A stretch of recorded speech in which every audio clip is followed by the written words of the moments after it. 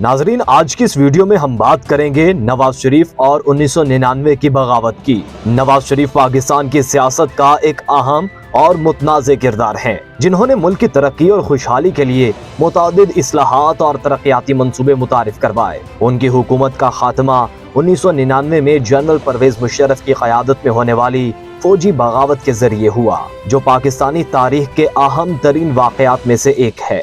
नाजरीन, नवाज शरीफ ने अपने दूसरे दौरे हुकूमत का आगाज 1997 में किया। उनका मंशूर मुआशी तरक्की, इंफ्रास्ट्रक्चर की बेहतरी और अमन अमान की बहाली था। नवाज शरीफ की हुकूमत ने कई अहम मंसूबे शुरू किए, जिनमें मोटरवे प्रोजेक्ट, तवानाई के शोबे में इस्लाहात और निजकारी के अमल शामिल थे। उनकी हुकूमत ने एटमी धमाके भी किए, जो कि भारत के जौहरी तजर्बात के जवाब में थे।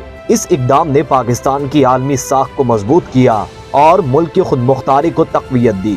1999 में कारगिल की जंग ने नवाज शरीफ की हुकूमत के लिए मुश्किलात पैदा की। ये जंग भारतीय और पाकिस्तानी अफवाज के दरमियान कारगिल के इलाके में लड़ी गई। नवाज शरीफ ने जंग के खात्मे के लिए अमेरिका का दौरा किया और सदर क्लिंटन से मुलाकात की, जिसके नतीजे में जंग बंदी मुमकिन हुई। नवाज शरीफ ने इस इक़दाम के जरिए बैनुल-अक़वामी सतह पर पाकिस्तान के मौक़िफ़ को मजबूत किया और खित्ते में अमन की बहाली की कोशिश की। नवाज शरीफ और परवेज मुशर्रफ के दरमियान इख्तलाफात उस वक्त शिद्दत इख्तियार कर गए जब नवाज शरीफ ने मुशर्रफ को फौज के सरबराह के ओहदे से हटाने का फैसला किया। 12 अक्टूबर 1999 को नवाज शरीफ ने मुशर्रफ को बरतरफ करके उनकी जगह जनरल ज़ियाउद्दीन भट्ट को नया फौजी सरबराह मुकर्रर करने का ऐलान किया। इस फैसले को फौज ने कबूल नहीं किया और इसके नतीजे में मुल्क में फौजी बगावत की इब्तिदा हुई।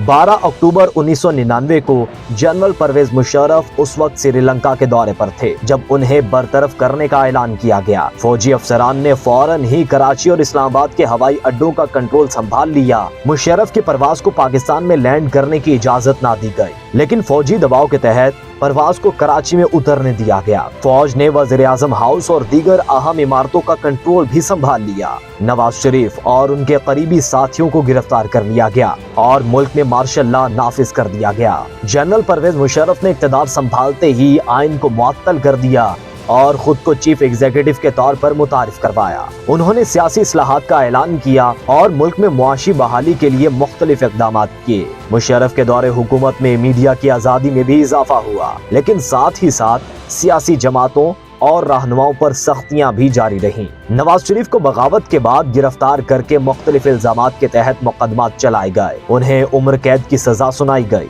लेकिन सऊदी अरब के शाही खानदान की मुदाखलत के बाद नवाज शरीफ को खानदान समेत जिला वतन कर दिया गया। वो तकरीबन 7 साल तक सऊदी अरब में रहे।